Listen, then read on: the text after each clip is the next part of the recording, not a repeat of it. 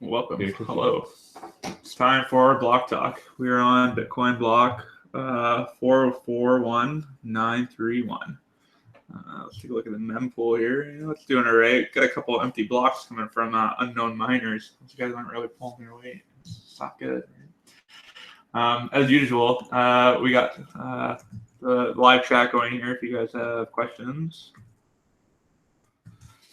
And without further ado, we'll kind of get the show on the road here and introduce lovely guest. I'm here on location with Derek. Thanks for meeting with me, Derek.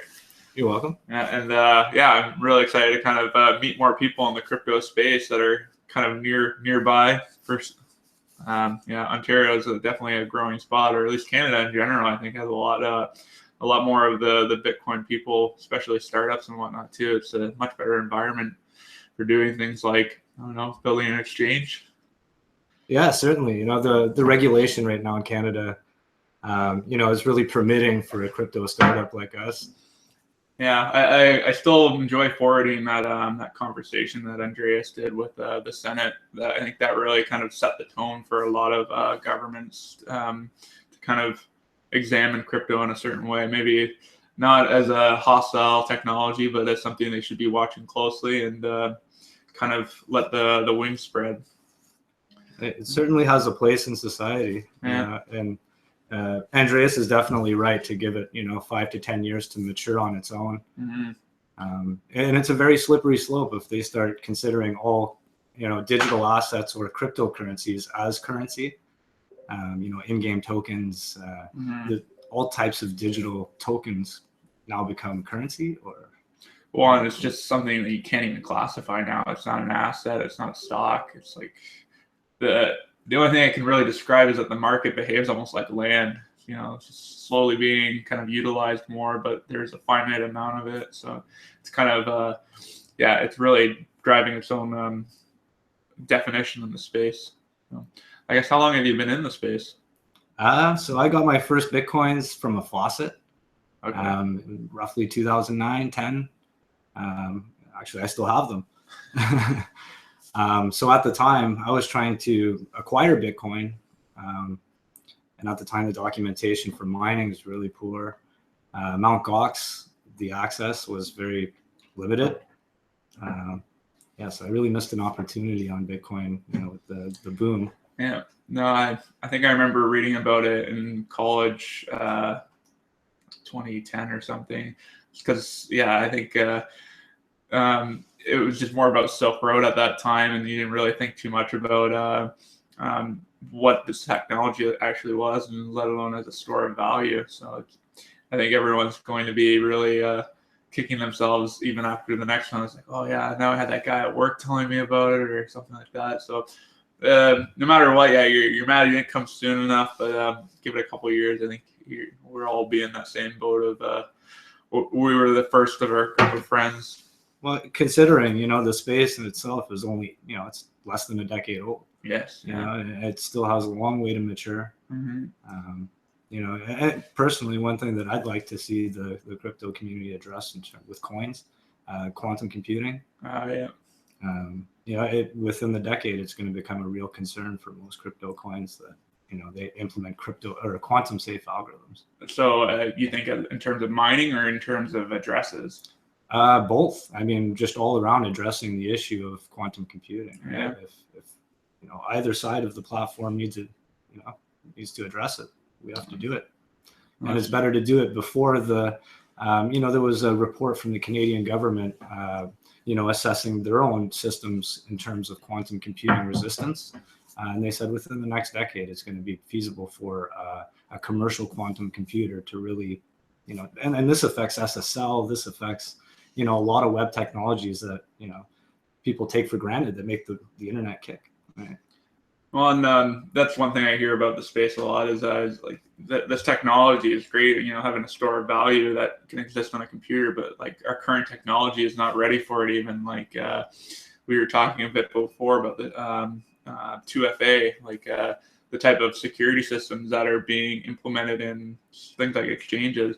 They can be like, there's never been this type of gold mine for hackers before. Like before, you can maybe do an exploit on a website, say I have your data or something. now you actually can steal liquid currency out of them. So we're really having the new age of security of testing, I guess. Right, and that's truly evidenced with ransomware. That it's extremely prevalent in the corporate environment now, and it gives people a method to transfer value, basically anonymously, if you're hiding behind Tor or I think we're really fortunate to have, I guess, good security people in the space that are kind of blazing the trail. Like, talk a lot with Bill and Richie about what they do for their security, but I guess for your exchange, is there anything like you're going over and above with, you think? Well, we're still evolving. I mean, at this point, we don't have quite the reserves that Bittrex or the competing exchanges have. We do have a plan in place, a 3-tiered plan for doing cold storage, mid-tier, because you do have to move funds around. Sorry, there's some paper wallets in this place, or what? Not here. Okay, good. But really, the assets that we do hold, we could personally cover the loss at this point, right? But we do have a roadmap to look at protect funds, certainly. I mean, I hold my own funds there. Okay. I have interest in protecting the wallets. No, well, you've essentially built your own web wallet, like exactly. And that's really how we have to approach these things. You can have money on an exchange to work orders, but never on any exchange more than you can lose, because things can happen. I thought I was being secure in my own way, but then on one of my Bittrex accounts, I didn't have 2FA, and that enabled them to get some loss or thefts of my funds. So I guess there are progressions of like convenience versus security. But so you guys are doing most of your hosting on AWS, I guess? All of it. Yeah. For the Tux platform, it's all AWS. Yeah. CIA trusts it, so I think it'll be all right. Yeah. I mean, it's not the most economical option, but it is. Fortune 500 companies are using it. It's a very robust platform, tried and tested. So, what drove you and your wife to build an exchange? Interest in crypto. I guess looking for an opportunity to do something that we enjoy from home. I'd like to do it as a job. That's really our goal with this. That's basically it. Is something that we could attach ourselves to. I'm interested in, and make some revenue. Make a living at. Yeah. No, but I'm sure Bill right now is screaming at his screen. No, you don't want that. Yeah, like, probably. I understand the pains. I've seen some of his statements, and I would agree, because, looking at the interface or seeing what's being presented on the website versus what happens on the back end to make that happen. I invite anybody to try and make a crypto exchange. It's not easy. It took a lot of time. Testing, making sure it can scale. There's a whole stack to the thing. It's not just a LAMP stack that you fire up in a VM and you get it kicking in a weekend. It's certainly not that. Well, and I talked to him. I feel like he talks about running an exchange as like, getting a new puppy or something. And he's like, everyone thinks it's great to have a crypto business, but then meanwhile it's peeing on the couch and wrecking your wallpaper, and maybe you can take it to the park and get some connections that way, because I know he does a lot of work now in the regulatory space. So that might be something, I guess, for you guys to look at more in the future too, is having some of those connections to build out these regulatory connections. Those are important too. Certainly. Have you guys looked at like bit licenses at all, or what it's going to take for you to operate in the States? We've been more so in Canada, looking at like MSB and potentially offering US dollar. We're exploring stuff like that, but right now we're more interested in introducing established coins that are already top market cap. We're still a relatively new exchange. For example, there's lots of Ethereum-based tokens that are new and exciting to a lot of people in the community. We'd like to offer those. But it all takes time. Resources, money. Most of our staff works real jobs on the side.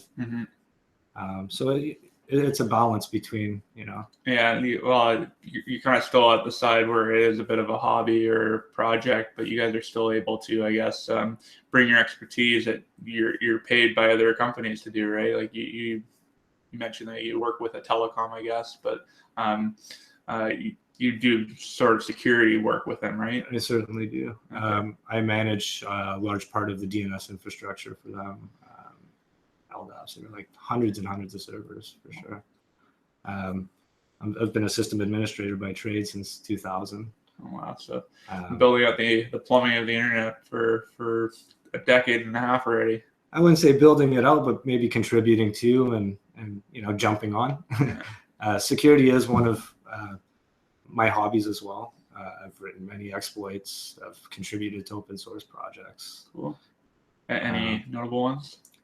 I probably shouldn't say that. Okay. OpenBSD, Linux. A lot of the stuff that I did was more for my own. It wasn't something that I would go on the boards and post, unless it was something that was already published. Okay, cool. Well, no, it's I think it says a lot just for the fact that you wanted to invite me into your home and meetups. Like being very public, I think, is important too with running Exchange. Like we don't know much about the people running Poloniex, but everyone like keeps vast amounts of money there to do their high volume trading. But yeah, I think just with how public Bill and Richie are and how public you two seem to be as well with me welcoming me in, I think that speaks a lot to what you're trying to bring forward with a business for people and a service. So I don't have any worries that way for sure. But yeah, I think going forward in the future, you guys need to, I guess, evaluate what's your section of the market going to be, because you do have Poloniex that's has majority of the volume because they have an illegal swap market, and then you have Bittrex, who's providing, I guess, more regulatory services, and they're some of the newer ads, but the majority, I guess, of these other exchanges that don't fall with those two, they're just adding whatever random coins are popping up. Some of them don't even have blockchains anymore. So where do you guys see yourself on that spectrum, and how do you think you're going to get part of that market? So at this point, our coin offering is very limited. And we're going to try and focus on top 50. Really, it's to the discretion of us to add whatever coin, but really, we're going to focus on the top 50. Security reasons,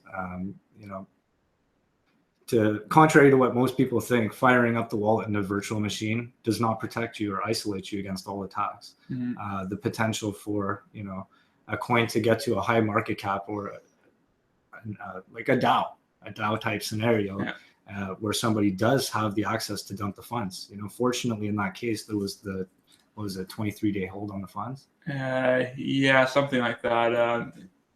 There was the safety mechanism that was built into the contract that really, saved their rear end on that one.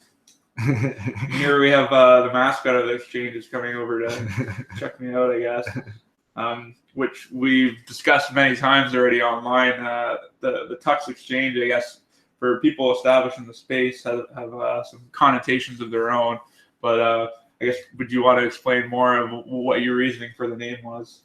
Certainly, and like you said, it's come up many times where the association with Mark Capelli's and Magical Tux, his alias on Twitter, has been made to our name, Tux Exchange. There's absolutely no affiliation. The name was chosen based on our cat, which is a tuxedo cat, the breed of the tuxedo. So we shortened it up, Tux. Yeah. See if we can get her on camera here at some point. She's bumping around over there. But no, I think you're going to have that story constantly, and it is something that's going to come up a fair bit. Yeah. I mean, when we chose the name, I was aware of, Mark Carpelli's alias. Yeah. I also took it that maybe some people would remember the name based on that. Okay, yeah. Be it positive or negative, it's something memorable. She's running. Camera shy. No, like it's going to be something that you're going to have to deal with. But yeah, at the same time, it does kind of stick in your head a bit more. So it's a shame, I guess, that Karpelis has that connotation. Even talking with people now, like people just random passing conversations about Bitcoin. They're like, "Oh yeah, I heard it got hacked a few years ago." Like Mount Gox is still a story in everyone's mind. Right. Although now it's kind of like I have one more tier. It's like, okay, was it a hack recently? Like, cause a lot of people have heard about the DAO and how that's kind of broken down. I guess currencies or it's been the most recent example of thefts in the space due to whether it be poor security or poor deployment. So it's something that's always going to be, I guess, in people's mind, like we talked about before with this new currency, right? Everybody has theories about what happened, and I could, give my take on things. Oh, for sure, yeah. I more so with the Bitfinex situation. Yeah. Having a long background in security, change is certainly a bad thing when it comes to, well, change is sometimes necessary, but it is definitely the enemy of security. Mm-hmm. And I think that might have been the case with Bitfinex. Because they had recently implemented a multi-signature solution with a third-party provider. To say that maybe there was an implementation flaw with that. Not necessarily something that they weren't taking security seriously or they weren't. Change you have to thoroughly test. Yeah. The most minor change could introduce the biggest flaw that it only takes one time. Yeah. No, and we're hearing more and more about what we've never got an official report, I think, from Bitfinex about what happened, but we're hearing more about like Bitco and their changes. They're no longer dealing with a single employee at a company and stuff like that. Like, because yeah, you can have this robust, I guess, address system, but again, it comes to deployment. Like, it will be just as bad as everything was before, or worse if they have all their hot wallet funds online. Right. So it's kind of it was really, I guess, a lapse in judgment for them. I guess I'll throw this out there. I think we kind of line up with where Cryptsy was. Not to say that we're associated with them, or but yeah, Cryptsy. I forget where I was going with that, but we offer something very similar to Cryptsy, mm-hmm. and if we ever have an incident similar to Cryptsy, I would be forthcoming with that. I think Paul Vernon wasn't a dishonest man, but he might have got himself into some trouble with how he dealt with the whole situation of the compromise. Mm-hmm. Having had compromises of my personal accounts in the past, I have a long history, and in the 90s, buffer overflows were ripe. There was lots of different ways, getting doxxed, all of that. I know how it feels. It sucks, but I'd rather be open with the community and say this is what happened than have to deal with legal consequences, personal grudges that come from something like that. Not to say that I'm very confident in our security, but there's no guarantees, right? Mm-hmm. There's always potential. Well, we've seen, I guess, a good example of how to deal with issues with recently. Coinigy was very open and forthcoming right away, said what the extent of the break-in was, and Bittrex mentioned how they were being, I guess, attacked with user password resets. So I think, being very open with the public, because they're all concerned as well, to kind of share what right off the bat. It is kind of the best way to go about it. Yeah. It's only a matter of time, I think, before we start seeing this in mainstream finance, because I think they're pushing their boundaries too. Certainly. I mean, transparency has got to be there when you're dealing with people's money. There can be consequences on many facets that you don't perceive right off the bat.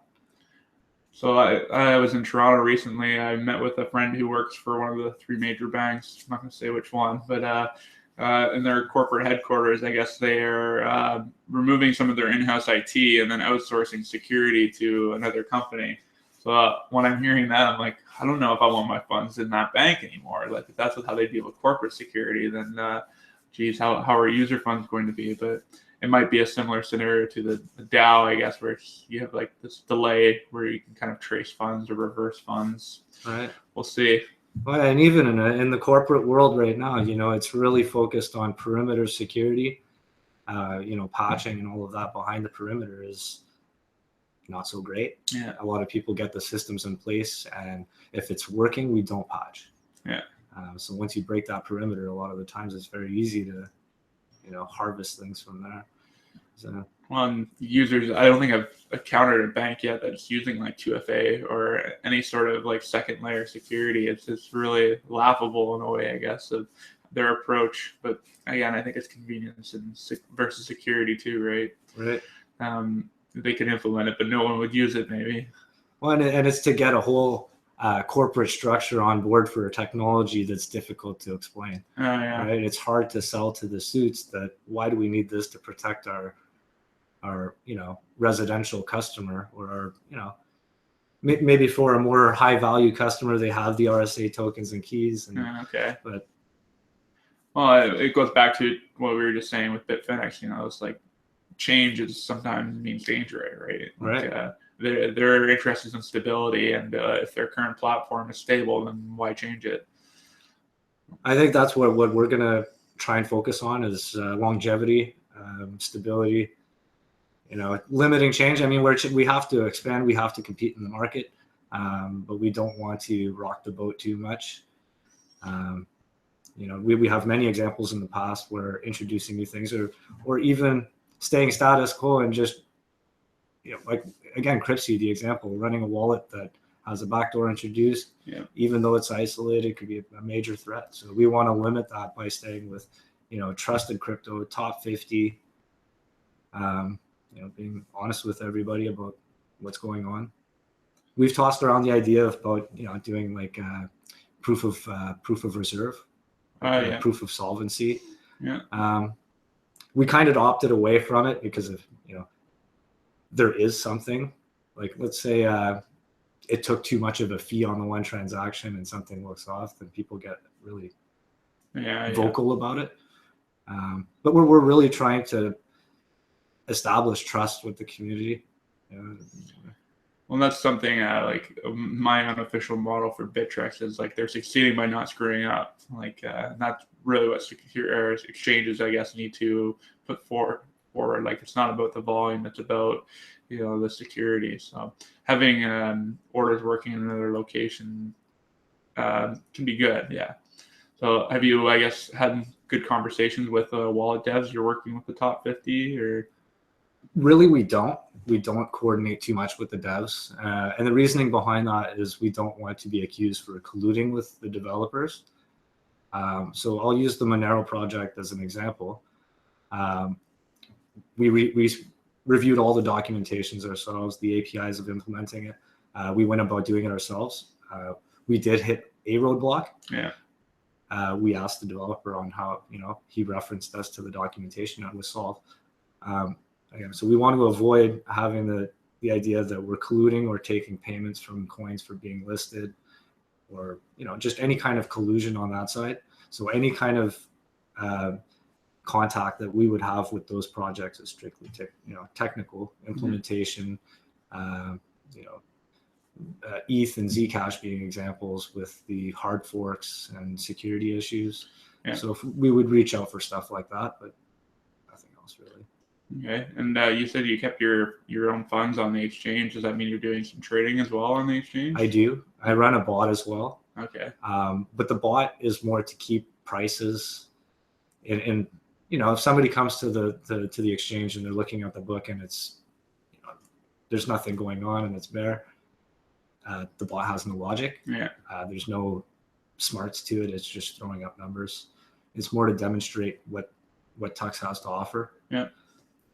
Okay. If the book was just sitting there static and people come to the site, it really does just look like any other exchange. Your little lamp stack that's just thrown up. Yeah. Yeah. So I guess going forward, if you ever list a coin that isn't on any other exchange, would you be, I guess, running bots on that, or part of the conflict of interest would be, like participating in your own markets. You can see everyone's orders. Certainly. If we ever gain any traction, it would certainly stop. It's more of a demo. Again, the incentive for me is to have long-term growth and trading on the exchange where I can make a living at it. We don't want to do an exit scam, or we really want to build ourselves something that we could, reap the fruits from. Market makers are very important to have that too, right? Like, right.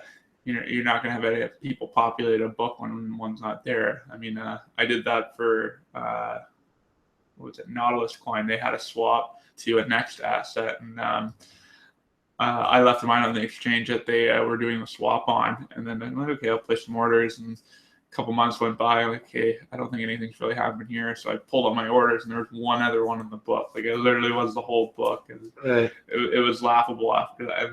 I think it was like 2 weeks later they announced they were closing. It's kind of funny. Right. Yeah, I think as long as you're, I guess, open about the what you're doing with the markets, and when you get to the point of listing what's called like so-called blue chip altcoins, there's not a whole lot of issue with what's it called, like insider trading, I guess. Oh, right. We're definitely not fudging the numbers. Again, it's more to stay on point with price. If the market's moving this way or that, we want to, at least be somewhere close to that. The volume that would be done by me on Tux would be pitiful. It's very low.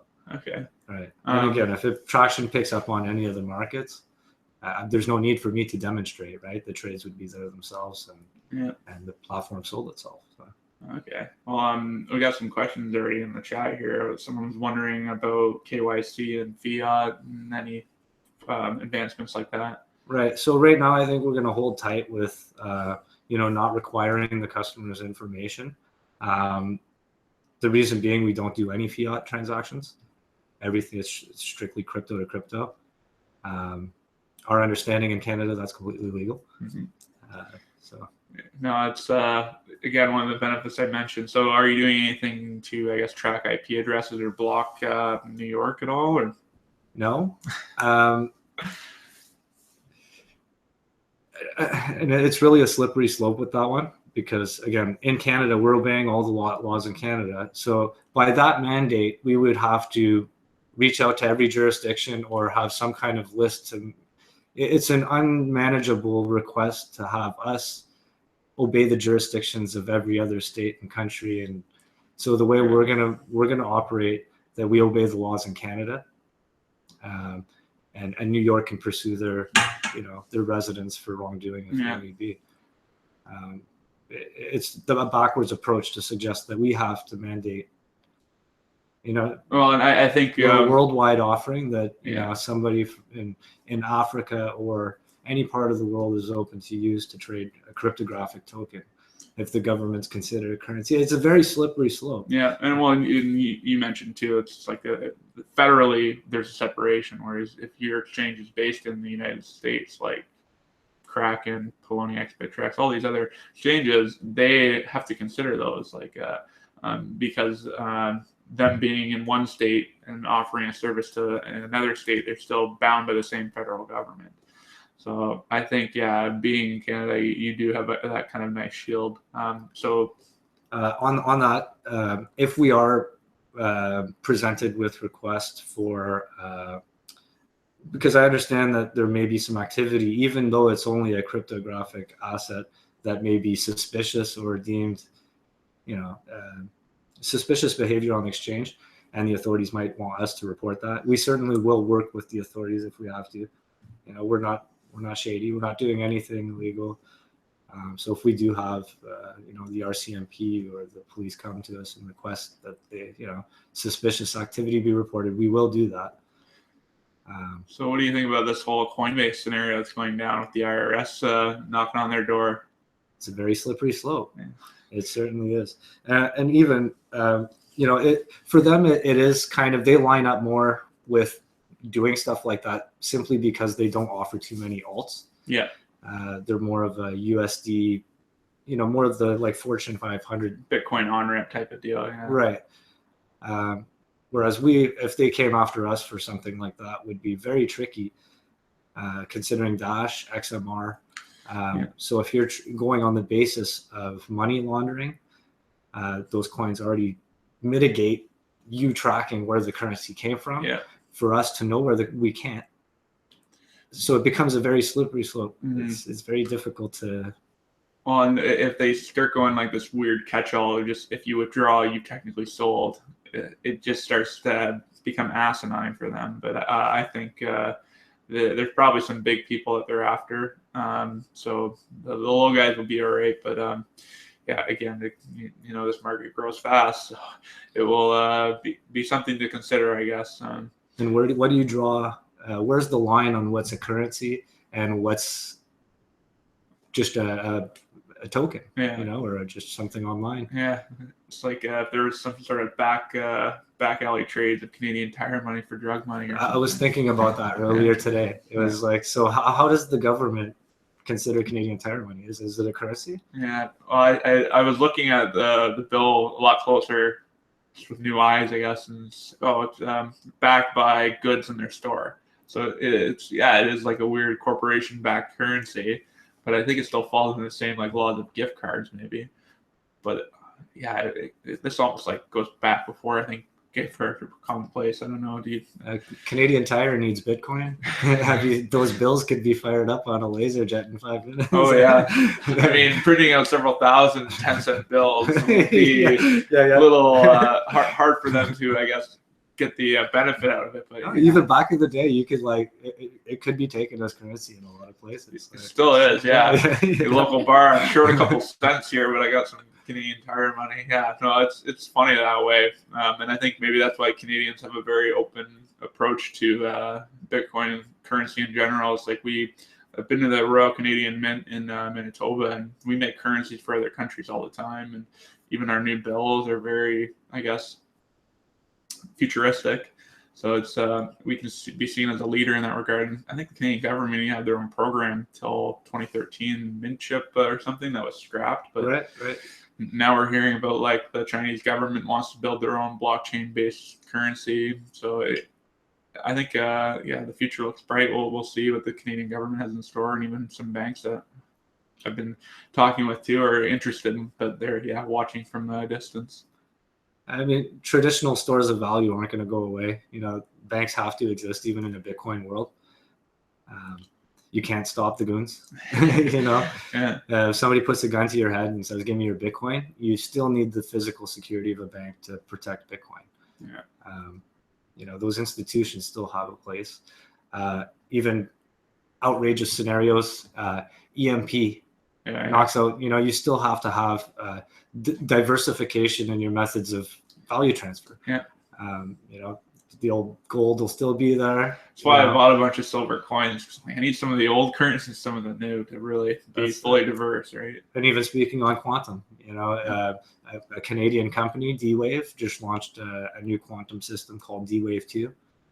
I can nerd right out with that. It's all like it's minus 296 degrees Celsius that they got to keep the CPU at, and it's really interesting. But commercial systems like that will really be a viable way to defeat,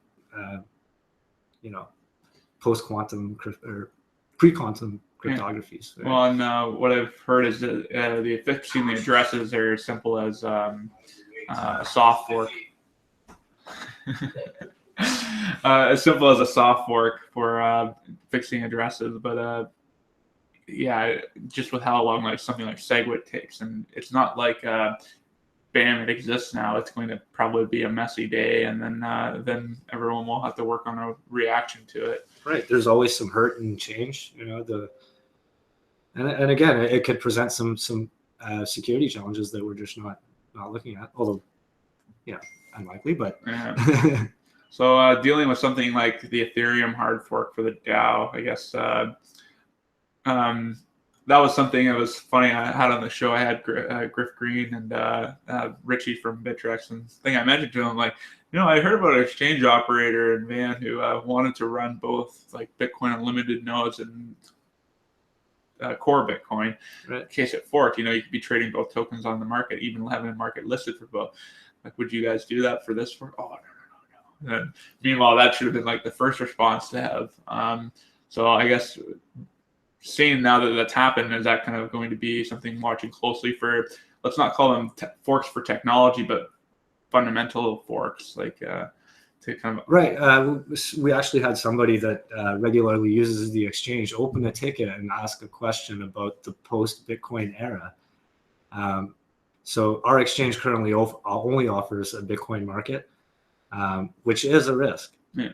Not to say that Bitcoin is insecure or, the potential for Bitcoin to fall is there. Yeah. A halt in some way, extreme delays in the blockchain, a security compromise in some way. So he was asking what alternate we would provide.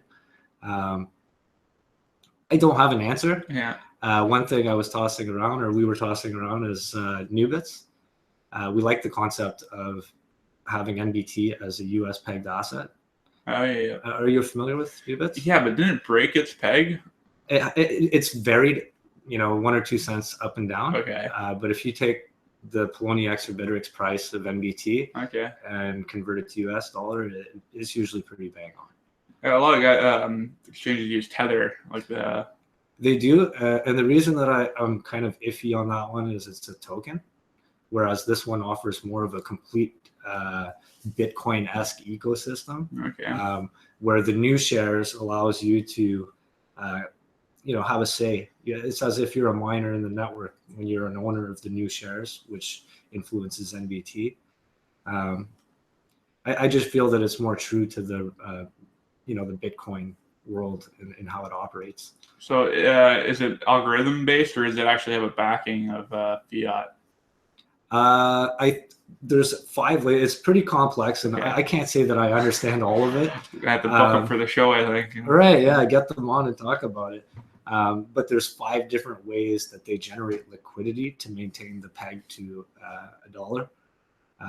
I don't know all the intricacies of it. I just know when I go to the NBT and do the conversion, it's usually pretty bang on, and it's an open system that anybody can get into. Whereas Tether, it was funny because I kept calling it Tether, and then I was reading through the website some more, and then they had it tethered to the US dollar, and then it made so much more sense.